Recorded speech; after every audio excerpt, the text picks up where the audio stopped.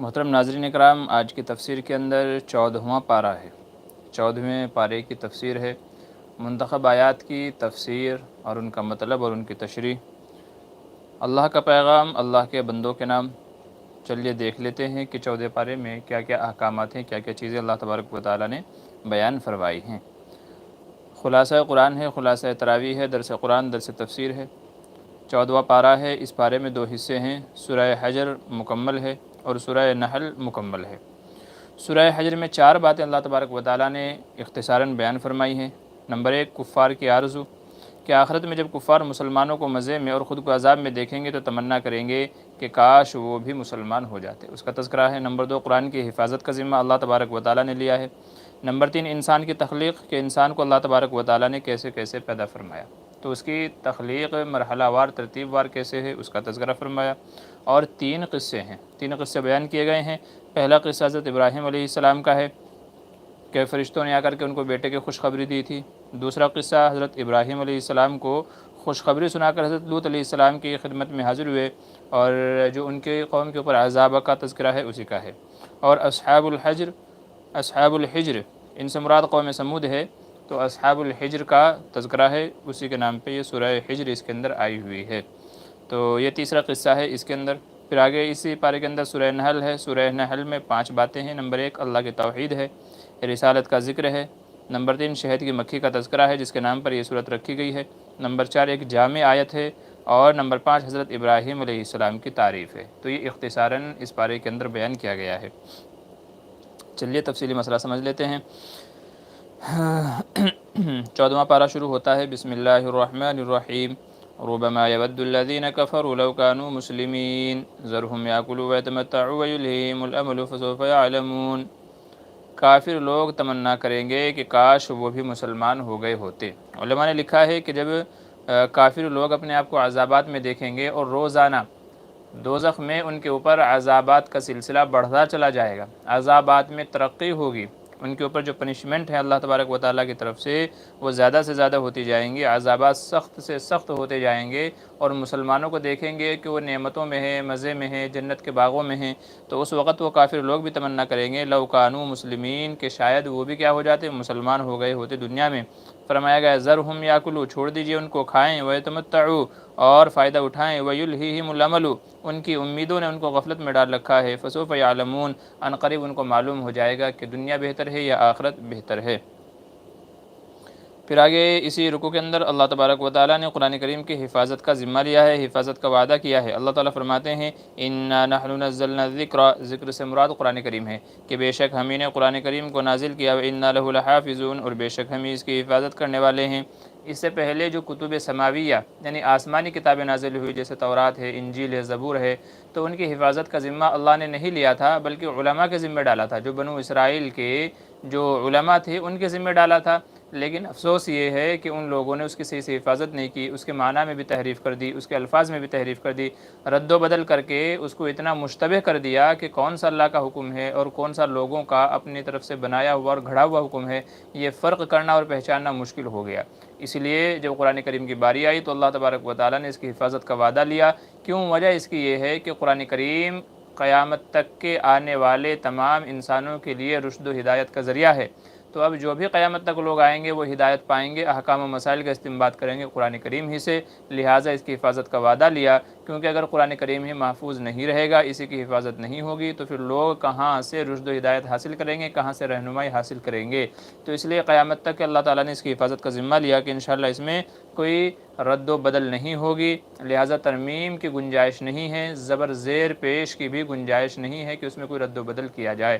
الحمدللہ 1400 سال گزر گئے، اس سے زیادہ زمانہ گزر گیا ہے، اور تا قیامت انشاءاللہ اللہ تعالیٰ اس قرآن کریم کو ایسے ہی محفوظ رکھے گا جب تک کہ دنیا کو باقی رکھنا مقصد ہے۔ تو اسی کا یہاں پر تذکرہ ہے انا نحن نزلنا الذکر، کہ بے شک ہم نے قرآن کریم کو نازل کیا، وانا لہ لحافظون، اور ہم کیا ہیں، اس کی حفاظت کرنے والے ہیں۔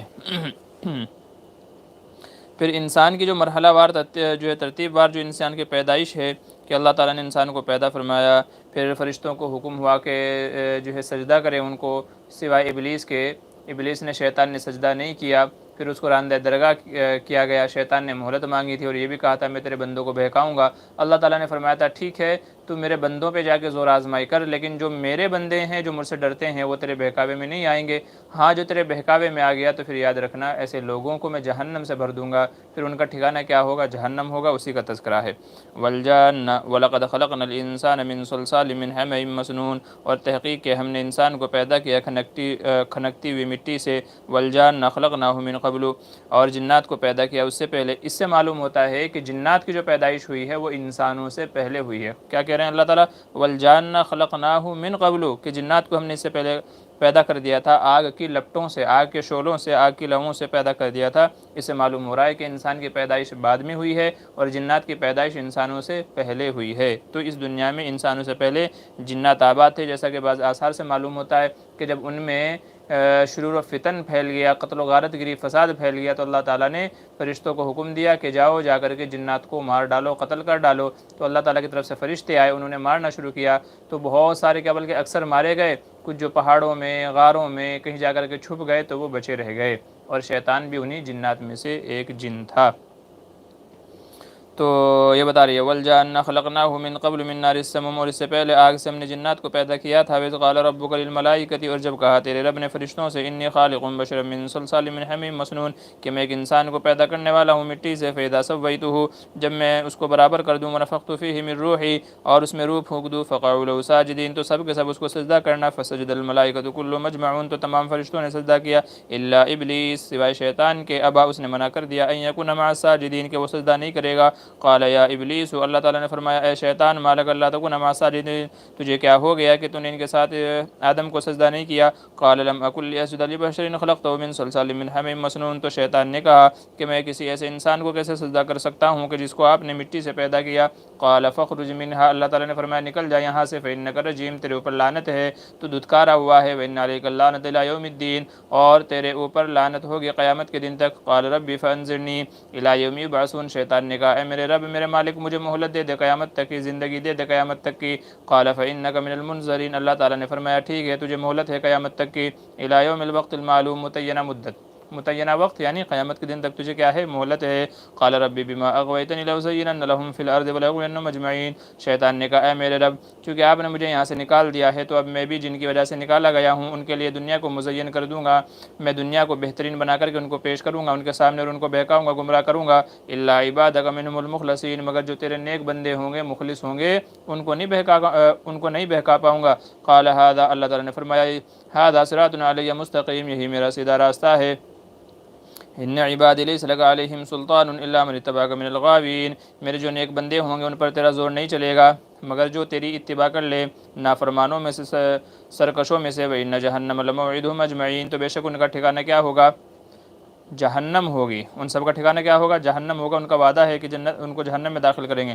لہا سبعۃ ابواب، جہنم کے 7 دروازے ہیں۔ لکل باب منہم جزء مقسوم، ان میں سے ہر دروازہ تقسیم ہو گیا ہے کہ کس سے کون جائے گا۔ پھر آگے چل کر کے جنتیوں کے نعمتوں کا تذکرہ ہے، اہل جنت کا، پیچھے جہنم والوں کا تذکرہ ہوا ہے، اب جنتیوں کا تذکرہ ہے۔ ان المتقین، بے شک نیک لوگ، فی جنات وعیون، باغوں میں ہوں گے، چشموں میں ہوں گے۔ ادخلوها بسلام آمنین، ان سے کہا جائے گا داخل ہو جاؤ سلامتی کے ساتھ میں، امن کے ساتھ میں۔ ونزعنا ما فی صدورہم من غل اخوانا علی سرر متقابلین، اور ان کے سینوں سے بغض و حسد، کینہ، ہر طرح کی برائی اور بیماری کو نکال دیا جائے گا، اور وہ آپس میں بھائی بھائی ہوں گے، مسحریوں پر تکیے لگائے ہوئے آمنے سامنے بیٹھے ہوئے ہوں گے۔ لا یمسهم فیہا نصب وما هم منها بمخرجین، نہ وہ وہاں سے نکالے جائیں گے، نہ ان کو وہاں کوئی تکلیف پہنچے گی۔ نبی عبادی، اے میرے نبی میرے بندوں کو خبر دے دیجئے، انی انا الغفور الرحیم، کہ بے شک میں کیا ہوں؟ معاف کرنے والا ہوں۔ وان عذابی هو العذاب العلیم، اور بے شک میرا عذاب بھی کیا ہے؟ بڑا دردناک عذاب ہوگا۔ پھر آگے حضرت ابراہیم علیہ السلام کا قصہ ہے اور لوط علیہ السلام کا قصہ ہے۔ 3 قصے بتائے تھے میں نے، اور چوتھا جو تیسرا قصہ ہے اصحاب الحجر کا، اسی کو تذکرہ کر لیتے ہیں، چونکہ ابراہیم علیہ السلام کا، لوط علیہ السلام کا تذکرہ اس سے پہلے گزر چکا ہے۔ اللہ تعالیٰ فرماتے ہیں وَلَقَدْ كَذَّبَ، اور تحقیق کے تکذیب کی، جھٹلایا، اصحاب الحجر المرسلین، اصحاب الحجر نے ان کی طرف بھیجے گئے رسول کو، پیغمبر کو۔ وَآتَيْنَاهُمْ آيَاتِنَا، اور ہم نے ان کو یعنی اپنے نبی کو بہت ساری نشانیاں دی تھی، فَكَانُوا عَنْهَا مُعْرِضِينَ، مگر وہ اس سے روگردانی کرتے رہے، نہیں مانا۔ وَكَانُوا يَنْحِتُونَ مِنَ الْجِبَالِ بُيُوتًا آمِنِينَ، اور وہ پہاڑوں سے جو ہے گھر تراشتے تھے، پہاڑوں میں گھر تراشتے تھے۔ فَأَخَذَتْهُمُ الصَّيْحَةُ مُصْبِحِينَ، تو ان کو اچانک صبح کے وقت میں آ کر کے پکڑ لیا ایک چیخ نے۔ فَمَا أَغْنَىٰ عَنْهُم مَّا كَانُوا يَكْسِبُونَ، تو کوئی فائدہ نہیں دیا ان اعمال نے، ان باتوں نے جو وہ کیا کرتے تھے۔ اصحاب الحجر، علماء فرماتے ہیں کہ اس سے مراد قوم سمود ہے، جو بہت طاقتور قوم تھی، پہاڑوں کو تراش کر کے ان میں گھر بنایا کرتی تھی، پہاڑوں کو تراش کر کے ان میں گھر بنایا کرتی تھی، ایسی طاقتور قوم تھی، مگر نبی کو جھٹلایا، نبی کی بات نہیں مانی، صالح علیہ السلام کی بات نہیں مانی، چونکہ قوم سمود کی طرف حضرت صالح علیہ السلام کو بھیجا گیا تھا، اونٹنی کو ذبح کر دیا، اللہ کی آیتوں کا انکار کیا، تو اللہ تعالیٰ نے چیخ کا عذاب ان کے اوپر بھیجا کہ جس سے سب کے سب ہلاک ہو گئے۔ پھر آگے سورہ فاتحہ کی عظمت کو بیان کیا گیا ہے، وَلَقَدْ آتَيْنَاكَ، اور تحقیق کہ ہم نے اے نبی آپ کو عطا کہ سبع من المثانی والقرآن العظیم، 7 آیتیں جو بار بار پڑھی جاتی ہیں، اور قرآن کریم۔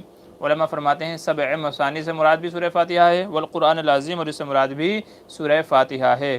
تو سورہ فاتحہ کو قرآن عظیم کیوں کہا گیا؟ بعض علماء کہتے ہیں کہ سبع مثانی سے مراد سورہ فاتحہ ہے، اور قرآن عظیم سے مراد بقیہ حصہ ہے، اور بعض علماء کہتے ہیں کہ نہیں، دونوں سے مراد کیا ہے؟ سورہ فاتحہ ہے۔ تو اگر دونوں سے مراد سورہ فاتحہ ہے تو سبع مثانی کے علاوہ اس کو قرآن عظیم کہنے کی کیا وجہ ہوئی؟ تو اس کی وجہ علماء فرماتے ہیں کہ چونکہ سورہ فاتحہ میں بنیادی مضامین جو اسلام کے بنیادی مضامین ہے، اور قرآن کریم کا جو نچوڑ ہے وہ سب کا سب سورہ فاتحہ کے اندر ذکر کر دیا گیا ہے۔ بنیادی مضامین کیا ہیں؟ اسلام کا خلاصہ کیا ہے؟ دین کا خلاصہ کیا ہے؟ توحید ہے، اللہ کو ایک ماننا، رسالت ہے، حضور صلی اللہ علیہ وسلم کو رسول ماننا، اور ایسے ہی آخرت ہے، قیامت ہے کہ اس کا آدمی اقرار کرے، اس کے اوپر ایمان لے کر کے آئے، ایسے ہی اچھے عمل کرے، برے اعمال سے رک جائے۔ تو یہ بنیادی مضامین ہے، اور انہیں کا تذکرہ قرآن کریم کی سورہ فاتحہ کے اندر موجود ہے۔ تو سورہ فاتحہ کے اندر مختصر طور پر دین کا بنیادی خلاصہ بیان کر دیا گیا، اس لیے اسے کیا کہا گیا؟ قرآن عظیم کہا گیا۔ وَلَقَدْ آتَيْنَاكَ سَبْعًا مِنَ الْمَثَانِي وَالْقُرْآنِ الْعَظِيمِ الحمدللہ رب العالمین الرحمن الرحیم۔ اس کے اندر اللہ کی وحدانیت کو بیان کیا جا رہا ہے، اس کا رحمان الرحیم ہونے کو بیان کیا جا رہا ہے، مالک یوم الدین۔ اس کے اندر اس کے اندر آخرت کو بیان کیا جا رہا ہے، آخرت کو بیان کیا جا رہا ہے، ایاک نعبد و ایاک نستعین۔ اس کے اندر عبادت کا طریقہ بیان کیا جا رہا ہے، اہدنا الصراط المستقیم۔ اس کے اندر جو ہے رسالت کو بیان کیا جا رہا ہے، صراط الذین انعمت علیہم غیر المغضوب علیہم۔ اس کے اندر کرنے والے اور نہ کرنے والے لوگوں کا تذکرہ ہے، یعنی کیا کرنا ہے کیا نہیں کرنا ہے۔ تو جو اسلام کے اور دین کے بنیادی مضامین ہے، جو قرآن کا نچوڑ ہے، اس کو بیان کر دیا گیا ہے سورہ فاتحہ کے اندر، اس لیے اسے کیا کہا گیا؟ قرآن عظیم کہا گیا سورہ فاتحہ کو۔ لا تمدن عینیک الی ما متعنا به ازواجا منهم ولا تحزن علیہم واخفض جناحک للمؤمنین۔ اور یہ کہا جا رہا ہے کہ اپنی آنکھیں کفار کو جو نعمتیں دی گئی ہیں ان کی طرف نہ پھرائیں، لالچ کی نظر سے ان کو نہ دیکھیں۔ ہم نے جو بھی مال و متاع ان کو دیا ہے، بیویاں، جو بھی کچھ ان کو دیا ہے، تو اس کی طرف آپ نظر نہ پھیریں، اور نہ آپ غمگین ہوں۔ ہاں، مسلمانوں کے لیے نرم دل رہیے، آپ مسلمانوں کے حق میں نرم دل رہیے۔ وقل انی انا النذیر المبین، اور آپ کہہ دیجئے کہ بے شک میں تو کھلا ہوا ڈرانے والا ہوں۔ میں کیا ہوں؟ میں تو تم کو ڈرانے آیا ہوں ایک عذاب سے۔ لوگوں، اللہ سے ڈرو، اللہ کی بات مانو، اللہ کا کہنا مانو، کہ کامیابی اسی کے اندر ہے۔ تو اسی کا یہاں پر تذکرہ ہے۔ پھر اگلی آیتوں کے اندر حضور صلی اللہ علیہ وسلم کو علی اعلان تبلیغ کرنے کا حکم دیا گیا۔ شروع کے جب حضور صلی اللہ علیہ وسلم کو نبوت دی گئی تھی تو جو ہے کچھ سال ایسے گزرے کہ جس میں حضور کو چھپ چھپا کر کے تبلیغ کرنے کا حکم تھا، کفار کی ایذا اور تکلیف کی وجہ سے، کہ اگر آپ کھلم کھلا تبلیغ کریں گے، لوگوں کو دین کی دعوت دیں گے، تو لوگ چونکہ مانوس نہیں ہیں، اللہ سے، وحدانیت سے، ان باتوں سے مانوس نہیں ہے، تو وہ آپ کی مخالفت کریں گے۔ تو اس لیے پہلے آپ ماحول بنائیں۔ تو تقریباً 3 سال، اور بعض علماء کے نزدیک 5 یا 7 سال، 3 سال یا 5 سال یا 7 سال تک آپ کو چھپ کر کے خفیہ طور پر دین کی دعوت دینے کا حکم دیا گیا۔ پھر اس کے بعد حکم ہوا کہ نبی، کچھ لوگ کیا کئی سارے لوگ مسلمان ہو گئے ہیں، اور لوگوں کو اسلام کے بارے میں آہستہ آہستہ پتہ چل گیا ہے، تو اب آپ علی اعلان کھلم کھلا تبلیغ پہنچائیں، لوگوں تک دین کی دعوت اور توحید کا پیغام پہنچائیں۔ اور یہ کفار اگر آپ کو پریشان کرنا چاہیں گے، آپ کا مذاق اڑانا چاہیں گے، آپ کے ساتھ استہزاء کرنا چاہیں گے، تو پھر ان کے لیے اللہ کافی ہے، آپ گھبرائیں نہیں، ڈرے نہیں۔ تو اسی کا حکم ہے، فاصدع بما تؤمر، اٹھ کھڑے ہوئیے، کمر باندھیے، جس چیز کا آپ کو حکم دیا گیا ہے اس کو پھیلائیے، وَأَعْرِضْ عَنِ الْمُشْرِكِينَ، اور مشرکین سے اعراض کیجئے، ٹھیک ہے، تو ان کے منہ نہیں لگنا ہے۔ اِنَّا كَفَيْنَاكَ الْمُسْتَهْزِئِينَ، بے شک ہم کافی ہیں آپ کی طرف سے مذاق اڑانے والوں کے لیے، الَّذِينَ يَجْعَلُونَ مَعَ اللَّهِ إِلَٰهًا آخَرَ، کہ جنہوں نے اللہ کے ساتھ کسی اور کو بھی معبود بنا رکھا ہے، فَسَوْفَ يَعْلَمُونَ، وَان قریب جان لیں گے، وَلَقَدْ نَعْلَمُ أَنَّكَ يَضِيقُ صَدْرُكَ بِمَا يَقُولُونَ، اور تحقیق کہ ہم جانتے ہیں کہ آپ کا دل تنگ ہوتا ہے، آپ کے دل میں تنگی پیدا ہوتی ہے اس بات سے جو وہ لوگ کہتے ہیں۔ کبھی آپ کو جو ہے آپ کو کاہن کہتے تھے، جادوگر کہتے تھے، کبھی شاعر کہتے تھے، کبھی مجنوں کہتے تھے، تو اس طرح کے بہت سارے بیجا مطالبات۔ تو اللہ تعالیٰ فرما رہے ہیں کہ ہم کو پتہ ہے کہ اس طرح کی جو باتیں کہتے ہیں تو آپ کا دل غمگین ہوتا ہے، لیکن آپ دل تنگ نہ کریں، دل میں تنگی محسوس نہ کریں، ہم ان کی طرف سے کافی ہیں۔ فَسَبِّحْ بِحَمْدِ رَبِّكَ وَكُن مِّنَ السَّاجِدِينَ، آپ اپنے رب کی تسبیح بیان کرتے رہیے، حمد بیان کرتے رہیے، اور سجدہ کرتے رہیے، نماز پڑھتے رہیے۔ وَاعْبُدْ رَبَّكَ، یہاں پر حضور صلی اللہ علیہ وسلم کو حکم دیا جا رہا ہے کہ آپ اللہ کی عبادت کریں، کب تک؟ مرنے تک۔ مرنے تک۔ اس لیے علماء فرماتے ہیں کہ بالغ ہونے سے لے کر کے موت تک آدمی کے اوپر نمازیں فرض ہیں، اللہ کی عبادت، اللہ کی اطاعت فرض ہے۔ کیوں؟ کیونکہ حضور کو حکم دیا جا رہا ہے وَاعْبُدْ رَبَّكَ، اور اپنے رب کی عبادت کیجیے حتیٰ یأتیک الیقین، یہاں تک کہ آپ کے پاس یقین آ جائے۔ علماء فرماتے ہیں یہاں یقین سے مراد کیا ہے؟ موت ہے۔ یقین سے کیا مراد ہے؟ موت ہے۔ حتیٰ یأتیک الیقین، کہ آپ کی موت آ جائے، یعنی آپ کو اللہ تعالیٰ اپنے پاس بلا لے تب تک کہ آپ کو لگے رہنا ہے، اپنے مشن میں کامیابی حاصل کرنی ہے اور اللہ کی عبادت کرتے رہنا ہے۔ اس لیے نمازیں، اللہ کی عبادت، اللہ کی اطاعت، فرما برداری، امر بالمعروف نہی عن المنکر، بالغ ہونے سے لے کر کے موت تک آدمی کے اوپر کیا ہے؟ فرض ہے۔ پھر اس پارے کے اندر سورہ نحل شروع ہوتی ہے۔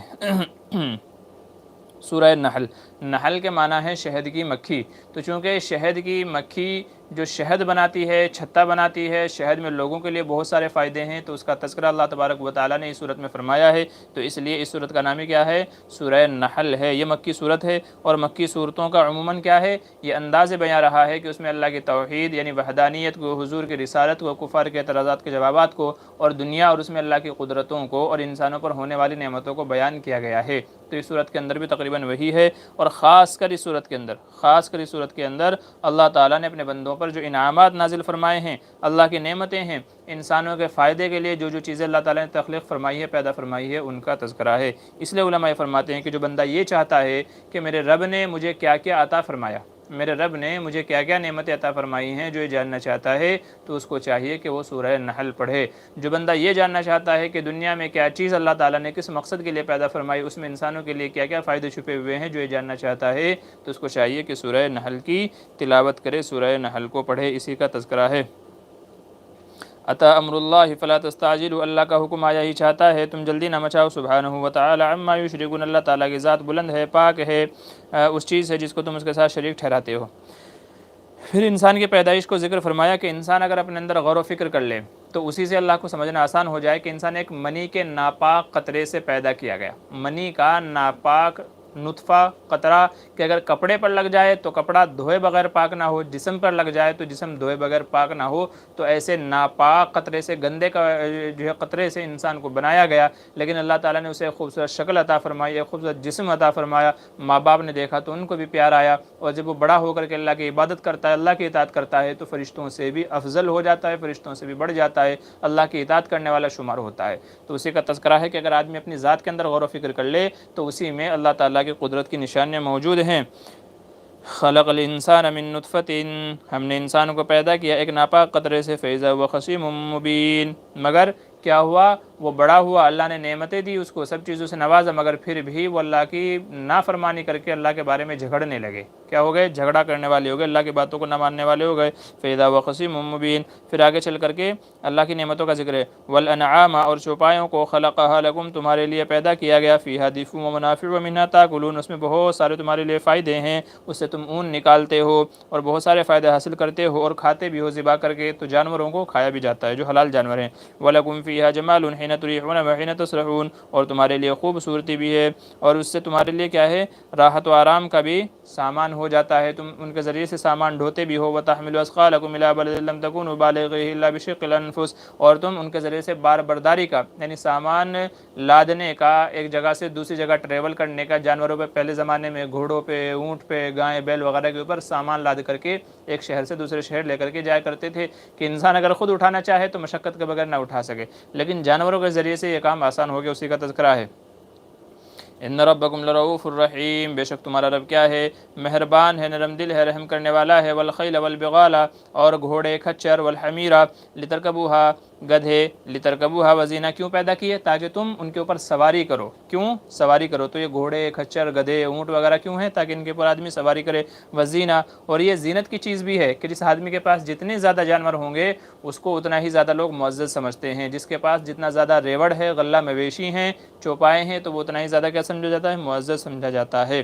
گھوڑے پہ بیٹھا ہوا آدمی خوبصورت لگتا ہے، اونٹ پہ بیٹھا ہوا آدمی خوبصورت لگتا ہے، تو زینت کی بھی چیز ہے۔ وَيَخْلُقُ مَا لَا تَعْلَمُونَ، اور اللہ تعالیٰ وہ چیزیں پیدا فرمائے گا جن کو تم نہیں جانتے۔ یخلق، خلق یخلق، دیکھیں خلق فعل ماضی ہے اور یخلق یہ اس کے اندر حال اور مضارع دونوں آتا ہے۔ یخلق اس کا معنی ہے پیدا ہو رہے ہیں اور ہوں گے، پیدا ہو رہے ہیں اور ہوں گے، تو مطلب یہ ہے کہ اللہ تعالیٰ نے یہ چیزیں تو پیدا فرمائی ہی ہیں اور آگے بھی ایسی چیزیں پیدا فرمائیں گے، وَيَخْلُقُ، اور ایسی چیزیں پیدا فرمائیں گے مَا لَا تَعْلَمُونَ، جن کو تم نہیں جانتے۔ مطلب یہ ہے کہ اللہ تعالیٰ نئی نئی چیزیں پیدا فرمائیں گے۔ اسی لیے علماء فرماتے ہیں کہ یہ آیت ہمیں یہ بتا رہی ہے کہ نئی ٹیکنالوجی جو بھی آ رہی ہیں تو یہ سب اللہ ہی کی طرف سے ہیں، جیسے ہوائی جہاز آ گیا، ٹرین آ گئی، بسیں آ گئی، گاڑیاں آ گئی، میزائل آ گیا ہے، راکٹ آ گیا ہے، نہ جانے دنیا بھر کی بے شمار چیزیں آ گئی ہیں۔ آج جگہ جگہ میں دیکھ رہے ہیں فین آ گیا، فریج آ گیا، واشنگ مشین آ گئی، کولر آ گیا، اے سی آ گیا، لیپ ٹاپ آ گیا، موبائل آ گیا، دنیا بھر کی لاکھوں نئی نئی چیزیں وجود کے اندر آ رہی ہیں۔ تو یہ بھی اللہ کی طرف سے جو عقل دی ہوئی انسان کو، اور یہ اللہ ہی کی طرف سے ہے، اسی کا یہاں پر تذکرہ کیا گیا۔ آج سے 1400 سال پہلے کہہ دیا گیا تھا کہ اس وقت تو یہ گھوڑے، کچر، اونٹ، گدھے وغیرہ یہ سب چیزیں ہیں، لیکن آگے بھی ہم ایسی چیزیں پیدا فرمائیں گے جن کو تم نہیں جانتے۔ اور دیکھیے ابھی بھی لوگ ترقیات میں بڑھی رہے ہیں کہ نئی نئی چیزوں کا آوشکار کر رہے ہیں۔ والذی انزل من السماء، وہی وہ ذات ہے جس نے آسمان سے پانی برسایا تمہارے لیے، تم اس سے پیتے بھی ہو، منہا شجر فیہ تسیمون، درختوں کو سیراب بھی کرتے ہو، یمبت لکم بہ الزرع، اسی پانی سے تمہاری کھیتی بھی پیدا ہوتی ہے، زیتون بھی، والنخیل والاعناب، اور کھجور بھی اور انگور بھی، ومن کل الثمرات، اور پھلوں میں سے ہر طرح کی چیزیں بھی، ان فی ذلک لآیات لقوم یتفکرون، بے شک اس میں نشانی ہے ایسی قوم کے لیے جو غور و فکر کرتی ہے۔ وسخر لکم اللیل والنہار، تمہارے لیے رات اور دن کو مسخر کر دیا، یعنی رات دن میں جس طرح چاہے کام کرو، جیسے چاہے شیڈول بناؤ۔ والشمس والقمر، سورج کو اور چاند کو، والنجم مسخرات بامرہ، اور ستارے بھی اللہ تعالیٰ کی ذات کے مسخر ہیں، تابع ہیں۔ ان فی ذلک لآیات لقوم یعقلون، اس میں نشانی ہے ایسی قوم کے لیے جو عقل رکھتی ہے۔ تو اللہ کی قدرتوں کو بیان کیا جا رہا ہے کہ لوگوں ان میں غور و فکر کرو۔ پھر آگے چل کر کے سمندر کا فائدہ بیان کیا، اللہ تعالیٰ نے سمندر کیوں پیدا فرمائے، وہو الذی، اور وہی وہ ذات ہے، اللہ وہ ذات ہے، سخر البحر، جس نے سمندر کو تمہارے تابع کر دیا، لتاکلوا منہ لحما طریا، تاکہ تم اس سے تازہ گوشت کھاؤ، لحما طریا، تازہ گوشت۔ علماء فرماتے ہیں کہ اس سے مراد کیا ہے، مچھلی کا گوشت ہے۔ کیا ہے، اس سے مچھلی کا گوشت ہے۔ وَتَسْتَخْرِجُوا مِنْهُ حِلْيَةً تَلْبَسُونَهَا، اور تاکہ تم اس سے زیورات نکالو جن کو تم پہنتے ہو۔ تو زیورات کہاں سے نکلتے ہیں، جیسے موتی، بہت سارے قیمتی موتی، ہیرے، پتھر، اس طرح کے بہت ساری چیزیں ہیں جو سمندروں کی تہہ کے اندر موجود ہیں، ان کو وہاں سے نکالا جاتا ہے۔ تو سمندر کا فائدہ بیان فرمایا اللہ نے، کیوں پیدا فرمائے ہیں، تاکہ تم مچھلی کھا سکو، گوشت کھا سکو، اور کیا ہے اس سے زیورات وغیرہ نکال سکو۔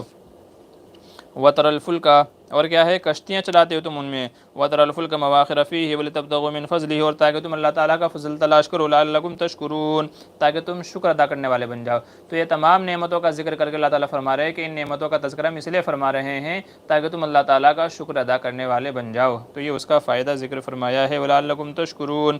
بلکہ یہاں بعض علماء نے ایک بہترین بات لکھی ہے کہ اللہ تعالیٰ نے سمندروں کو پیدا فرمایا تاکہ آدمی اس سے رزق حاصل کرے، لِتَبْتَغُوا مِنْ فَضْلِهِ، تاکہ تم اس میں اللہ کا فضل حاصل کرو، یعنی روزی تلاش کرو۔ تو مسلمانوں نے کیا کیا کہ کانٹا ڈال کے بیٹھ کے صرف مچھی نکال لے، سمندر سے مچھی نکال لے، اور غیروں نے اس آیت کے اندر غور و فکر کیا، آج دنیا کی بے شمار چیزیں سمندر سے نکالی جا رہی ہیں، گیس ہے، ہائیڈروجن ہے، اور اس طرح کی بہت ساری میگنیٹ پاور ہے جو سمندر سے نیچے، زمین کے نیچے سے حاصل کی جا رہی ہیں۔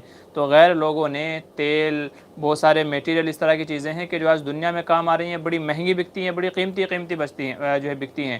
تو انہوں نے قرآن کریم کے ساتھ میں غور و فکر کیا، سمجھا، مشینیں لائے، اور سمندر سے آج کل وہ اتنے فائدے اٹھا رہے ہیں کہ جس کا کوئی انتہا نہیں ہے۔ اور ہم نے سمندر سے روزی حاصل کرنا کیا سمجھا کہ بس اٹھا کر کے مچھیاں پکڑتے رہو، صرف مچھیاں پکڑتے رہو، یہ ہم نے روزی حاصل کرنے کا ذریعہ سمجھا ہے۔ حالانکہ بے شمار نعمتیں سمندر میں اور اس کی تہہ میں اور اس کے نیچے موجود ہیں جس سے غیر لوگ فائدہ اٹھا رہے ہیں۔ تو ہم مسلمانوں کو بھی چاہیے کہ اللہ کی نعمتوں کا فائدہ اٹھائیں، ترقی کریں، اپنے ملک کو آگے لے کر کے بڑھیں، مسلمانوں کا نام روشن کریں۔ تو یہ چیزیں ہم کو بھی سمجھنی چاہیے۔ جی، پھر آگے چل کر کے اللہ تعالیٰ نے جو نافرمان لوگ ہیں ان سے بھی ایک سوال کیا، اور جو فرما بردار متقی لوگ ہیں ان سے بھی سوال کیا، اور دونوں کے جواب الگ ہیں، اس کا تذکرہ فرمایا گیا ہے۔ تو کافر لوگوں سے سوال کیا گیا تھا کہ اللہ کی جو نعمتیں ہیں ان کے اندر کیا حق ادا کیا، تو کہتے ہیں ہمیں کچھ نہیں ملا۔ اور یہی سوال جب ان سے کیا گیا نیک لوگوں سے، تو انہوں نے کہا کہ ہم کو بہت ساری چیزیں دی گئی ہیں۔ وَقِيلَ لِلَّذِينَ اتَّقُوا مَاذَا أَنزَلَ رَبُّكُمْ قَالُوا خَيْرًا، اور نیک لوگوں سے، متقی لوگوں سے، اللہ سے ڈرنے والوں سے پوچھا گیا کہ تمہارے رب نے تمہارے اوپر کیا نازل کیا، تو وہ کہتے ہیں قَالُوا خَيْرًا، بہت بہترین ہمارے ساتھ معاملہ کیا، خیر نازل فرمائی، لِلَّذِينَ أَحْسَنُوا فِي هَذِهِ الدُّنْيَا حَسَنَةٌ، جن لوگوں نے احسان کیا، جن کے ساتھ احسان کا معاملہ کیا گیا اس دنیا میں، وَلَدَارُ الْآخِرَةِ خَيْرٌ، اور آخرت کا گھر اس سے زیادہ بہتر ہے، وَلَنِعْمَ دَارُ الْمُتَّقِينَ، اور متقیوں کے لیے بہت ہی بہترین گھر ہے وہ۔ جنات عدن یدخلونها، ایسی جنات عدن کہ جس میں وہ داخل ہوں گے، اس کے نیچے سے نہر جاری ہوں گی، لہم فیہا ما یشاؤون، اس میں جو وہ چاہیں گے وہ حاصل کر سکیں گے، کھا سکیں گے، پی سکیں گے، گھوم سکیں گے۔ کذالک یجزی اللہ المتقین، اللہ تعالیٰ ایسے ہی بدلہ دیتا ہے نیک لوگوں کو۔ تو یہ متقی لوگوں کا یہاں پر تذکرہ کیا گیا۔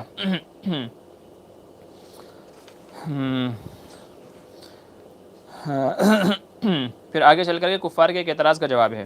وہ یہ کہتے تھے کہ اللہ تعالیٰ نے ایک انسان کو نبی کیوں بنایا، ایک انسان کو اللہ تعالیٰ نے نبی کیوں بنایا؟ تو اس کا آگے چل کر کے جواب دیا گیا ہے کہ دیکھیے انسان کو نبی، کہ ہم نے پہلے بھی جو انبیاء بھیجے تو وہ بھی انسان ہی تھے، اور یہ بھی انسان ہی بھیجا ہے، اس لیے کہ تاکہ تم سمجھ جاؤ کہ جب ایک انسان اللہ کے تمام احکامات فالو کر سکتا ہے، اس کی عبادتوں کو انجام دے سکتا ہے، تو ہم بھی ویسے ہی کر سکتے ہیں۔ ورنہ تو اگر کسی فرشتے کو نازل کر دیتے، کسی فرشتے کو بھیج دیتے، تو تم کل کو یہ اعتراض کر سکتے تھے کہ یہ تو فرشتہ ہے، اس کے پاس بہت ساری قوتیں ہیں، ہمارے پاس وہ طاقت نہیں ہے، تو ہم فرشتے کا مقابلہ کہاں کر سکتے ہیں؟ تو اس لیے انسان کو نازل کیا گیا تاکہ وہ تمہارے میں سے ہی ہے، تمہاری زبان بولتا ہے، تمہارے درمیان رہتا ہے، تمہارے درمیان میں رہ کر کے اللہ کے احکامات کو پورا کرتا ہے، تو تمہارے لیے ایک دلیل قائم ہو جائے، حجت قائم ہو جائے کہ جیسے یہ کر سکتا ہے تو ہم بھی کر سکتے ہیں، اسی کا تذکرہ ہے۔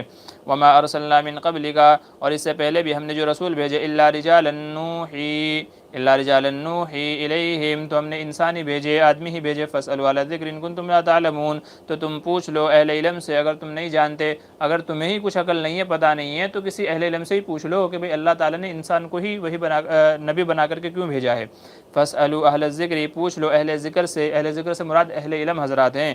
تو علماء فرماتے ہیں کہ اسی سے تقلید کا مسئلہ ثابت ہوتا ہے، اسی سے تقلید کا مسئلہ ثابت ہوتا ہے۔ تقلید کا معنی ہوتا ہے کہ جس چیز کا آدمی کو پتہ نہ ہو، اپنے سے زیادہ جاننے والے کو پوچھ لے، اسی کا نام تقلید ہے۔ جس چیز کا آدمی کو خود پتہ نہیں ہے تو اپنے سے بڑے اہل علم کو پوچھ لے، اسی کا نام تقلید ہے۔ اللہ تعالیٰ فرما رہے فاسألوا اہل الذکر، تو اہل ذکر سے پوچھ لو، اہل علم سے پوچھ لو، ان کنتم لا تعلمون، اگر تم نہیں جانتے، اگر تم کو خود پتہ نہیں ہے تو پھر دوسرے اہل علم حضرات سے پوچھ لو۔ لہٰذا تقلید کیا ہے؟ جائز ہے، اندھی تقلید نہیں، اندھی تقلید نہیں، سمجھ بوجھ والی تقلید، ٹھیک ہے۔ بعض لوگوں کو تقلید کے بارے میں بڑا مغالطہ ہوا ہے، بڑی غلط فہمی ہوئی ہے، اور اسی غلط فہمی کی بنیاد پر انہوں نے تقلید کو شرک تک کہہ دیا ہے۔ یاد رکھیے ایسا نہیں ہے۔ تقلید کا مطلب یہ ہوتا ہے کہ وہ مسائل کے جن کا آدمی خود استنباط نہیں کر سکتا، جن مسائل کو آدمی خود نہیں سمجھ سکتا، تو اپنے سے بڑے عالم سے پوچھ لیتا ہے، اپنے سے بڑے عالم سے پوچھ لیتا ہے، اور اس سے دلیل نہیں مانگتا، کیونکہ دلیل مانگے گا تو اس کا مطلب تو یہ ہے کہ یہ پہلے سے دلیل کو جانتا ہے، یہ پہلے سے دلیل کو جانتا ہے، تبھی تو ویریفائی کر پائے گا نا کہ اس نے صحیح بتایا کہ نہیں، جو ہے صحیح بتایا۔ اور اگر اس کو پتہ ہی نہیں ہے تو وہ دلیل غلط دے رہا ہے کہ صحیح دے رہا ہے، اسے کیا پتہ چلے گا؟ تو اس سے کوئی فرق ہی نہیں پڑے گا۔ تو تقلید کا مطلب یہ ہوتا ہے کہ اہل علم سے پوچھ لینا بغیر دلیل کے، اس سے دلیل کا مطالبہ نہ کرے کہ بھئی اس کی دلیل کیا ہے، کیوں ایسا ویسا، کچھ نہیں، بس مجھے اس کا پتہ نہیں ہے، آپ بتا دیں، اس کا نام کیا ہے؟ تقلید ہے۔ تو اللہ تعالیٰ فرما رہے فاسألوا اہل الذکر، اہل علم سے پوچھ لے، ان کنتم لا تعلمون، اگر تم کو نہیں پتہ ہے، تم نہیں جانتے ہو۔ پھر مشرکین کی جو ایک ان کے اندر ایک بری عادت تھی، گندی عادت تھی، اس کا تذکرہ کیا گیا کہ وہ لوگ بیٹیوں کو زندہ درگور کر دیا کرتے تھے، یعنی زندہ زمین میں گاڑ دیا کرتے تھے، اور وہ اپنے لیے بیٹی کی پیدائش کو شرمناک سمجھتے تھے۔ کیا سمجھتے تھے؟ باعث شرم و عار سمجھتے تھے۔ لڑکا پیدا ہوتا تو بڑے خوش ہوتے تھے، اور اگر بیٹی پیدا ہو جاتی تو منہ چھپائے چھپائے پھرتے تھے۔ تو سوچنے کی بات یہ ہے کہ اگر کسی کے یہاں بھی لڑکی پیدا نہیں ہوگی یا لڑکی پیدا ہوگی تو اسے زندہ زمین میں دفنا دیا جائے گا، تو سوال یہ ہے کہ پھر تم شادیاں کس سے کرو گے، پھر نکاح کس سے کرو گے، جب اولاد کو زندہ ہی نہیں رکھو گے بیٹیوں کو؟ اور کمال کی بات یہ ہے کہ جس چیز کو اپنے لیے باعث شرم سمجھتے ہیں، اللہ تعالیٰ کے لیے اسی کو کیا کہتے ہیں کہ یہ اللہ کی بیٹیاں ہیں۔ وَيَجْعَلُونَ لِلَّهِ الْبَنَاتِ، اللہ تعالیٰ کے لیے تو کہتے ہیں کہ فرشتے کیا ہیں؟ اللہ کی بیٹیاں ہیں۔ یہ مشرکین کہتے تھے کہ فرشتے اللہ کی بیٹیاں ہیں، تو اللہ تعالیٰ فرما رہے ہیں کہ میرے لیے تو بیٹیاں کہتے ہیں، میرے لیے بیٹیاں ہیں، لیکن جب ان کے یہاں بیٹی پیدا ہوتی ہے تو اسے اپنے لیے باعث شرم سمجھتے ہیں، تو اپنے لیے ایک چیز گوارا نہیں کرتے، اللہ کے لیے گوارا کرتے ہیں۔ کیسے لوگ ہیں؟ تو اسی کا ذکر ہے وَيَجْعَلُونَ لِلَّهِ الْبَنَاتِ، اور اللہ تعالیٰ کے لیے بیٹیاں بناتے ہیں کہ فرشتے اللہ کی بیٹیاں ہیں۔ سبحانہ، اللہ کی ذات پاک ہے۔ وَلَهُم مَّا يَشْتَهُونَ، وہ اپنے لیے الگ چیز چاہتے ہیں اور اللہ کے لیے الگ چیز چاہتے ہیں۔ وَإِذَا بُشِّرَ أَحَدُهُم بِالْأُنثىٰ، اور ان میں سے جب کسی کو بشارت دی جاتی ہے، خوشخبری سنائی جاتی ہے بیٹی کی، لڑکی کی، ظل وجهه مسودا وهو كظيم، تو اس کا چہرہ تاریک ہو جاتا ہے، اندھیرا ہو جاتا ہے، اندھیرا چھا جاتا ہے اس کے چہرے کے اوپر، چہرہ چھپائے ہوئے پھرتا ہے۔ يتوارى من القوم من سوء ما بشر به، جو اس کو بشارت دی گئی تھی لڑکی کے پیدا ہونے کی، اس کی وجہ سے چھپا چھپا پھرتا ہے لوگوں سے۔ ايمسكه على هون يمدسه في التراب، کہ اس کو چھوڑے رکھے یا اس کو زندہ زمین میں گاڑ دے۔ الا ساء ما يحكمون، بہت ہی برا فیصلہ ہے جو وہ لوگ کرتے ہیں۔ اس کا تذکرہ کیا گیا ہے کہ بڑا ہی برا فیصلہ ہے۔ یہ اسلام کی عظیم نعمت ہے کہ اسلام آیا اور حضور صلی اللہ علیہ وسلم نے بیٹیوں کی پیدائش پر خوشخبری سنائی، بشارت سنائی، جو ان کی اچھے سے تربیت کرے، پرورش کرے، تو فرمایا کہ میں اور وہ جنت میں ایسے ہوں گے کہ جیسے یہ دونوں انگلیاں ہوتی ہیں۔ جو اپنی بیٹیوں کی اچھے سے تربیت کرے، پرورش کرے، تو وہ جنت میں میرا پڑوسی ہوگا۔ تو یہ اسلام کی عظیم نعمت ہے کہ وہ لڑکی جسے اسلام سے پہلے زندہ درگور کر دیا جاتا تھا، زندہ زمین میں گاڑ دیا جاتا تھا، اب اللہ تبارک و تعالیٰ کا احسان، اس کا کرم یہ ہوا ہے کہ وہ جو ہے اس کے اتنے فضائل بیان کیے گئے ہیں کہ وہ آسانی سے دنیا میں سانس لیتی ہے، جیتی ہے، اس کے فضائل بیان کیے گئے، منقبت بیان کیے گئے، اس کے حقوق بیان کیے گئے، اس کے احکام بیان کیے گئے۔ اور افسوس کی بات ہے پھر بھی لبرل اور جاہل لوگ یہ کہتے ہیں کہ اسلام نے جو ہے اسلام نے عورت کو کیا دیا؟ تو بھئی اسلام نے سب سے بڑی چیز ہے عورت کو زندگی دی اس کو، نہیں تو زمانہ جاہلیت میں لوگ اس کو زمین میں گاڑ دیا کرتے تھے۔ تو سوچیے آپ، بہرحال یہ ان کی جو ایک زندہ درگور کرنے والی عادت تھی، اس کا یہاں پر تذکرہ کیا گیا ہے۔ پھر چوپایوں کے اندر جو اللہ تعالیٰ نے کچھ فائدے بیان کیے گئے ہیں انہی کا تذکرہ ہے۔ وَإِنَّ لَكُمْ فِي الْأَنْعَامِ لَعِبْرَةً، اور تمہارے لیے عبرت اور نصیحت ہے چوپایوں کے اندر۔ نُسْقِيكُم مِّمَّا فِي بُطُونِهِ مِن بَيْنِ فَرْثٍ وَدَمٍ لَبَنًا خَالِصًا سَائِغًا لِّلشَّارِبِينَ، کہ ہم تم کو ان کے پیٹ میں سے خالص دودھ پلاتے ہیں جو گوبر اور خون کے درمیان ہے۔ کہاں سے نکلتا ہے دودھ؟ کہاں سے نکلتا ہے؟ گوبر اور خون کے ذریعے سے، گوبر اور خون کے بیچ میں سے، گوبر اور خون کے بیچ میں سے دودھ نکلتا ہے۔ تو اللہ تعالیٰ فرما رہے ہیں تمہارے لیے نصیحت کی چیز ہے کہ گندگی بھی وہیں آ کے جمع ہوتی ہے اور خون بھی وہیں جمع ہو رہا ہے، اس کی رگوں میں دوڑ رہا ہے، لیکن اللہ تعالیٰ میٹھا اور بہترین تم کو پاکیزہ، صاف ستھرا، خوشبو والا دودھ نکال کر کے پلاتے ہیں۔ تو چوپایوں میں غور و فکر کرو، اس میں کیا ہے؟ تمہارے لیے نصیحت کی باتیں ہیں۔ وَمِن ثَمَرَاتِ النَّخِيلِ وَالْأَعْنَابِ، اور ایسے ہی پھلوں میں سے کھجور اور انگور بھی تمہارے لیے کیا ہے؟ نصیحت کی چیزیں ہیں۔ تَتَّخِذُونَ مِنْهُ سَكَرًا وَرِزْقًا حَسَنًا، تم اس سے کیا بناتے ہو؟ شربت بھی بناتے ہو، پینے کی چیزیں بھی اس سے بناتے ہو، اور یہ بہترین رزق ہے۔ پھر آگے شہد کی مکھی کا تذکرہ ہے کہ کیسے وہ عجیب و غریب طریقے سے جو ہے چھتا بناتی ہے، اور اللہ تعالیٰ نے شہد میں شفا رکھی ہے، اسی کے نام پر سورت کا نام ہے۔ وَأَوْحَىٰ رَبُّكَ إِلَى النَّحْلِ، اور وحی کی یعنی سمجھ دی تیرے رب نے شہد کی مکھی کو، أَنِ اتَّخِذِي مِنَ الْجِبَالِ بُيُوتًا، کہ وہ پہاڑوں میں گھر بنائے، وَمِنَ الشَّجَرِ، اور درختوں پہ بھی، وَمِمَّا يَعْرِشُونَ، ثُمَّ كُلِي مِن كُلِّ الثَّمَرَاتِ، پھر ہر طرح کے پھلوں میں سے وہ کھاتی ہے، فَاسْلُكِي سُبُلَ رَبِّكِ ذُلُلًا، اور یعنی ہر طرح کے پھلوں میں سے رس چوستی ہے، پھر اپنے چھتے میں لے جا کر کے اس کو جمع کرتی ہے، اور اس کی جو گندگی ہے وہ کھاتی ہے، اور جو گندگی پیچھے کے راستے سے نکلتی ہے وہ شہد ہے جسے ہم کھاتے ہیں، جس میں انسانوں کے لیے شفا رکھی۔ اللہ تعالیٰ کے فرماتے ہیں یخرج من بطونها شراب مختلف الوانہ، اس کے پیٹ سے بہت سارے قسم کے مشروبات نکلتے ہیں، فیہ شفاء للناس، اس میں لوگوں کے لیے شفا ہے، یعنی شہد میں شفا ہے۔ ان فی ذلک لآیات لقوم یتفکرون، بے شک اس میں نشانی ہے ایسی قوم کے لیے جو غور و فکر کرتی ہے۔ یہاں پر ایک بات یاد رکھیے کہ شہد میں شفا ہے، بے شک یہ حدیث میں بھی ہے، قرآن میں بھی ہے، لیکن شہد کے استعمال سے پہلے کسی ماہر حکیم سے پوچھ لینا چاہیے کہ شہد کے استعمال کا طریقہ کیا ہے، شہد کو کس طریقے سے استعمال کرنا چاہیے۔ تو ایک بار طریقہ استعمال آپ پوچھ لیجئے، ایسا نہ ہو کہ غلط طریقے سے آپ کیونکہ شہد کھانے سے کبھی کبھی آپ کو جلاب بھی لگ سکتے ہیں، لوز موشن، دست بھی لگ سکتے ہیں، تو اس لیے پہلے استعمال سے پوچھ لیجئے کہ اس کو کس طرح استعمال کرنا ہے، کہیں ایسا نہ ہو آپ کو نقصان ہو جائے اور آپ کہیں کہ قرآن و حدیث میں تو کہا گیا ہے کہ اس میں شفا ہے، لیکن یا تو مجھے الٹا نقصان ہو رہا ہے، تو اس لیے پہلے پوچھ لیجئے گا۔ ہاں، پھر اللہ تعالیٰ نے اپنی صفت کا ذکر فرمایا کہ علم غیب صرف اور صرف اللہ تعالیٰ کا خاصہ ہے، کسی اور کو علم غیب نہیں ہے، غیب کا علم صرف اور صرف اللہ تعالیٰ کو ہے، اسی کا تذکرہ ہے۔ وَلِلَّهِ غَيْبُ السَّمَاوَاتِ وَالْأَرْضِ، اور اللہ ہی کے لیے ہے زمین و آسمان کی غیب کی چیزوں کا علم۔ وَمَا أَمْرُ السَّاعَةِ، اور قیامت کا علم بھی کہ کب آئے گی، اللہ کلمح البصر وَهُوَ أَقْرَبُ، اور قیامت کبھی بھی اچانک آ سکتی ہے، پلک جھپکنے کے درمیان میں آ سکتی ہے۔ ان اللہ علی کل شیء قدیر، بے شک اللہ تعالیٰ ہر چیز پر قادر ہے۔ تو قیامت کب آئے گی، زمین میں کیا ہے، آسمان میں کیا ہے، کب کیا ہوگا، کیا نہیں ہوگا، تو تمام غیب کی باتوں کا علم کس کو ہے؟ اللہ تبارک و تعالیٰ کی ذات کو ہے۔ اس کا تذکرہ فرمایا کہ کسی اور کی شان کو یہ زیبا نہیں ہے کہ اسے غیب کی باتوں کا علم ہو، تو اللہ تعالیٰ یہ ہر چیز پر قادر ہے۔ واللہ اخرجکم من بطون امہاتکم، اور اللہ ہی وہ ذات ہے کہ جس نے تم کو تمہاری ماں کے پیٹ سے نکالا، لا تعلمون شیئا، تم کچھ نہیں جانتے تھے، وجعل لکم السمع والابصار، تمہارے کان بنائے، تمہاری آنکھیں بنائے، والافئدۃ، تمہارا دل بنایا، لعلکم تشکرون، تاکہ تم شکر کرنے والے بن جاؤ۔ تو انسان کو کیسے کیسے پیدا کیا، کیا کیا چیزیں عطا فرمائی، اس کا تذکرہ ہے۔ الم یروا الی الطیر، کیا وہ پرندوں کی طرف نہیں دیکھتے، مسخرات فی جو السماء، جو فضا میں، آسمان میں کیا ہے پر پھیلائے ہوئے ہیں، مسخر ہیں، ما یمسکوہن الا اللہ، کون ہے جو ان کو آسمان میں روکے ہوئے سوائے اللہ کے؟ تو پرندوں کو دیکھو، کوئی بھی ایسی چیز نہیں ہے جو رکاوٹ بن رہی ہو، صرف پروں کے سہارے وہ آسمان میں اڑ رہے ہیں۔ تو آخر کون سی ذات ہے وہ جو پرندوں کو فضا میں روکے ہوئے ہے؟ الا اللہ، سوائے اللہ کے اور کوئی ذات نہیں ہے، تو اللہ ہی ہے جو پرندوں کو فضا میں روکے ہوئے ہے۔ تو ان تمام چیزوں میں بھی کیا ہے؟ تمہارے لیے نشانی ہے۔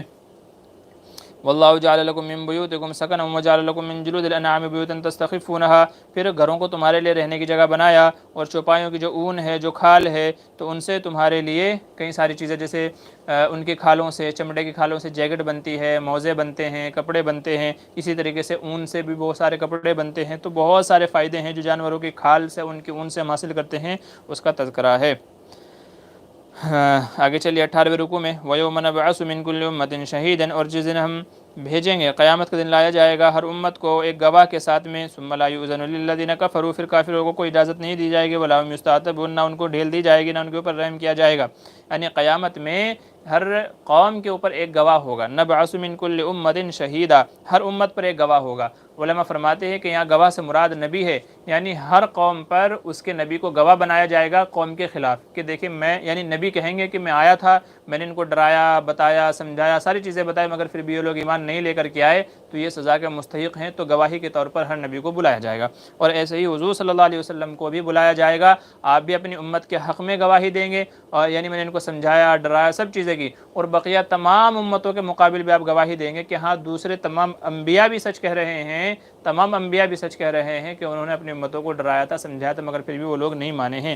تو یہاں انبیاء کی گواہی ان کی امت کے خلاف، اور حضور صلی اللہ علیہ وسلم کی گواہی دوسرے انبیاء کے حق میں، علماء فرماتے ہیں کہ تمام باتیں اس آیت کے اندر داخل ہیں۔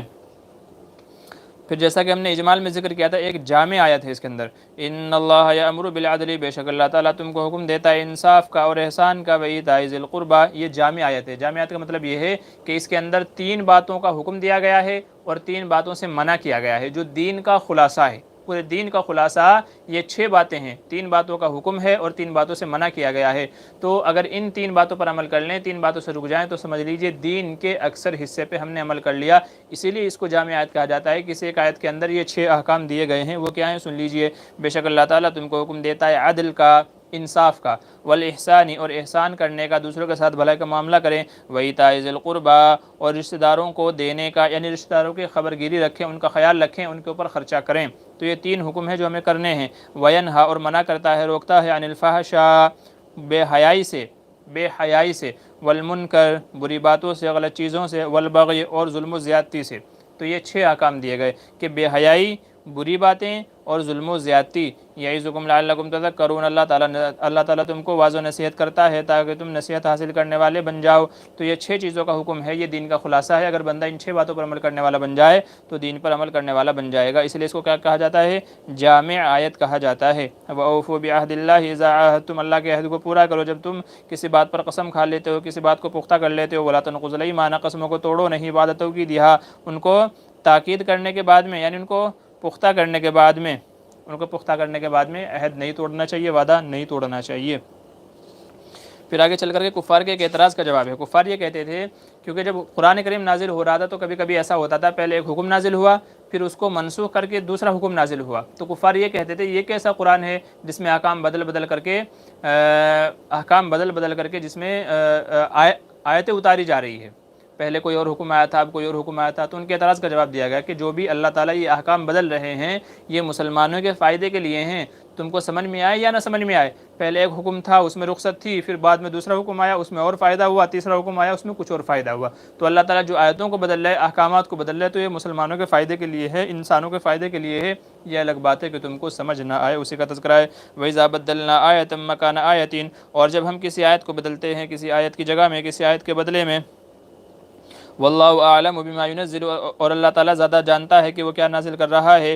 قالوا، تو کافر لوگ کہتے ہیں، انما انت مفتر، کے بے شک آپ تو یہ گھڑ کر کے لا رہے ہیں۔ کیا کر رہے ہیں؟ آپ گھڑ کر کے لا رہے ہیں۔ بل اکثرهم لا يعلمون، بلکہ ان میں سے اکثر لوگ نہیں جانتے۔ قل نزلہ روح القدس، اے نبی آپ کہہ دیجئے کہ اس کو لے کر کے آنے والے روح القدس ہیں، جبریل امین ہیں، من ربک، تمہارے رب کی طرف سے، بالحق، یہ بات سچ ہے، سچائی کے ساتھ میں، انصاف کے ساتھ میں، جبریل امین اللہ تعالیٰ کی طرف سے لے کر کے نازل ہوتے ہیں لیثبت الذین آمنوا وہدی وبشریٰ للمسلمین، تاکہ مسلمانوں کو ثابت قدم رہنے میں آسانی ہو جائے اور وہ اس کے ذریعے سے ہدایت پانے والے بن جائیں اور مسلمانوں کے لیے خوشخبری اور بشارت والی چیزیں ہو جائیں۔ دیکھیں کئی سارے لوگ ہیں جو کچھ سوال کر رہے ہیں، تو فی الحال تو سوال و جواب کا جو سیشن تھا وہ کل تھا، آج نہیں ہے، آج تو صرف تفسیر کا مسئلہ ہے، تفسیر کا سلسلہ ہے، تو اس لیے برائے کرم آج جو ہے وہ سوالات نہ پوچھیں، بلکہ اس کے لیے ہم نے جو اتوار کے دن رکھا ہوا ہے۔ آج میں صرف تفسیر بیان کر رہا ہوں، اگر میں فارغ ہو جاتا ہوں، وقت ملتا ہے، تو پھر انشاءاللہ میں آپ کو جو سوال آپ کے ہیں تو ان کے جواب دینے کی کوشش کروں گا۔ بہرحال ابھی تفسیر سن لیجئے۔ جی، پھر اگلی آیتوں کے اندر اسلام کے اندر جو سب سے پہلے شہید ہوئے ہیں ان کا تذکرہ ہے۔ سب سے پہلے کون شہید ہوئے ہیں سن لیجئے، من کفر باللہ، جو اللہ کا انکار کر دے، کفر کرے، من بعد ایمان ہی، ایمان لانے کے بعد میں، الا من اکرہ، مگر یہ کہ اسے مجبور کیا جائے، وقلبہ مطمئن بالایمان، اور اس کا دل کیا ہو، ایمان پر مطمئن ہو، تو اس کے اوپر کوئی حرج نہیں ہے، ولکن من شرح بالکفر صدرا، لیکن جو کھلے دل سے کفر کو اختیار کر لے، فعلیہ غضب من اللہ، تو اس کے اوپر اللہ کا غضب ہوگا، ولہم عذاب عظیم، اور ان کے لیے بہت بڑا عذاب ہے۔ علماء فرماتے ہیں کہ جو آیت نازل ہوئی ہے یہ حضرت عمار، حضرت یاسر اور حضرت سمیہ رضی اللہ عنہم ان کے تعلق سے نازل ہوئی ہے کہ کفار نے ان کو پکڑ لیا تھا اور ان سے کلمہ کفر کہنے کے لیے کہا جا رہا تھا، تو حضرت یاسر اور حضرت سمیہ ان دونوں نے کلمہ کفر نہیں کہا، جس کے نتیجے میں دونوں کو شہید کر دیا گیا۔ حضرت یاسر رضی اللہ عنہ کو بھی شہید کر دیا گیا، حضرت سمیہ رضی اللہ عنہا کو بھی شہید کر دیا گیا تھا ظالموں نے، لیکن حضرت عمار جو ان کے صاحبزادے تھے تو انہوں نے جان بچانے کے لیے زبان سے کلمہ کفر کہہ لیا، کافروں نے چھوڑ دیا۔ پھر حضور صلی اللہ علیہ وسلم کے پاس آئے کہ یا رسول اللہ صلی اللہ علیہ وسلم، آج اس طرح کا واقعہ پیش آیا تو میں نے زبان سے کلمہ کفر کہہ لیا، لیکن میں بڑا پریشان ہوں۔ حضور نے فرمایا دل کے اندر کیا تھا تمہارے؟ فرمایا دل کے اندر تو ایمان ہی تھا، اللہ ہی تھا۔ پھر فرمایا کوئی حرج کی بات نہیں ہے۔ تو یہ مسلمانوں کے لیے ایک حکم دے دیا گیا کہ اگر مجبوری میں کہیں، جیسے کہ موب لنچنگ کے موقع پر بہت ساری جگہوں پر ہوتا ہے، کفار مارتے ہیں، ظالم جو ہے کسی ایک بندے کو، اکیلے نہتے بندے کو پکڑ کر کے پیٹتے ہیں، الٹے سیدھے نعرے لگواتے ہیں، تو اگر کوئی مجبوری میں جان بچانے کے لیے، صرف جان بچانے کے لیے زبان سے اگر اس طرح کی بات کہہ لیتا ہے تو اس کے اوپر کوئی حرج نہیں ہے، جان بچانے کے لیے اجازت دی گئی ہے۔ اور اگر کوئی مرنا گوارا کر لے تو بہت بڑی بات ہے، پھر یہ تو کیا ہے، عزیمت ہے۔ تو یہ عزیمت یہ ہے کہ آدمی کلمہ کفر نہ کہے بھلے ہی جان چلی جائے، اور رخصت یہ ہے کہ آدمی جان بچانے کے لیے اس طرح کی باتیں مان لے، کہہ لے، لیکن دل سے نہیں، صرف زبان سے۔ تو یہ ایک حکم مستقل نازل کیا گیا۔ تو اس آیت کے اندر حضرت عمار، حضرت یاسر، حضرت سمیہ ان کے تعلق سے آیت نازل ہوئی کہ جو مجبور کر دیا جائے مگر دل ایمان پر مطمئن ہو، تو مجبوری میں کلمہ کفر اگر کہہ لیتا ہے تو کوئی مضائقہ نہیں ہے، وہ ایمان پر باقی رہے گا اور وہ مسلمان ہی باقی رہے گا۔ پھر حضرت ابراہیم علیہ السلام کے بعد فضائل کا ذکر ہے، ان ابراہیم کان امتن، کہ بے شک ابراہیم وہ پوری ایک امت تھے، قانتا للہ حنیفا، اللہ تعالیٰ کے لیے جھکنے والے تھے، دین حنیف پر چلنے والے تھے، ولم یکن من المشرکین، مشرکین میں سے نہیں تھے، شاکرا لانعمہ، اللہ تعالیٰ نے ان کے اوپر جو نعمتیں دی تھی ان کا شکر ادا کرنے والے تھے، اجتباہ وہداہ الی صراط مستقیم، اللہ نے ان کو چنا اور ان کو ہدایت دی صراط مستقیم کی طرف، واتیناہ فی الدنیا حسنہ، ان کو ہم نے دنیا میں اچھی اچھی چیزیں، اچھی اچھی نعمتیں عطا کی، وانہ فی الاخرۃ لمن الصالحین، اور آخرت میں بھی ان کو کیا ہے، نیک صالح لوگوں میں سے اٹھایا جائے گا۔ ثم اوحینا الیک، اور پھر نبی کو حکم دیا جا رہا ہے کہ دیکھیں ابراہیم کا جو دین تھا، انہوں نے اللہ کی باتیں مانی، آزمائشوں میں کامیاب اترے، تو دین حنیف کے اوپر وہ قائم تھے۔ نبی کو حکم دیا جا رہا ہے کہ چونکہ آپ بھی انہی کی اولاد میں سے ہیں تو اس لیے آپ کو بھی انہی کی اتباع کرنی ہے، انہی کی پیروی کرنی ہے۔ ان اتبع ملت ابراہیم حنیفا، کہ دین حنیف کی پیروی کریں، وما کان من المشرکین، وہ مشرکین میں سے نہیں تھے۔ پھر آخری بات ہے، دعوت کے طریقے کو بیان کیا جا رہا ہے کہ ہم کو دعوت کیسے دینی چاہیے، دعوت ہم کو کیسے دینی چاہیے، تو اس کا دعوت دینے کا طریقہ بیان کیا جا رہا ہے، اور 3 طریقے بیان فرمائے کہ جب ہم غیروں کو دعوت دیں، فریق مخالف کو جب دعوت دیں تو 3 طریقے ہمارے پاس ہونے چاہیے۔ نمبر 1، اپنی بات کو دلیل کے ساتھ بیان کریں، اپنی بات کو دلیل کے ساتھ بیان کریں۔ نمبر 2، ان کو سمجھائیں ترغیب کے ساتھ میں، فضائل کے ساتھ میں، جو چیز ہم سمجھانا چاہ رہے ہیں اس کے فضائل بتا کر کے اس کو سمجھایا جائے۔ نمبر 3، اگر اس کا کوئی شبہ ہو، کوئی اعتراض ہو تو اس کو اچھے طریقے سے، نرم مزاجی کے ساتھ میں اس کا دفاع کرنا چاہیے، اس کا جواب دینا چاہیے، تو اس کا جواب دینا چاہیے اچھے طریقے سے، اسی کو بیان کیا گیا۔ ادعو الی سبیل ربک، لوگوں کو بلائیے اپنے رب کی طرف، بالحکمت، حکمت کے ساتھ میں، والموعظۃ الحسنۃ، اچھی نصیحت کے ساتھ میں، وجادلہم باللتی ہی احسن، اور ان کے ساتھ میں آپ مخاصمہ کیجئے، گفتگو کیجئے اچھے طریقے سے۔ ان ربک هو اعلم بمن ضل عن سبیلہ، بے شک تیرا رب زیادہ جانتا ہے کہ کون بھٹک گیا ہے اس کے راستے سے، وهو اعلم بالمہتدین، اور ہدایت والوں کو بھی وہ اچھے طریقے سے جانتا ہے۔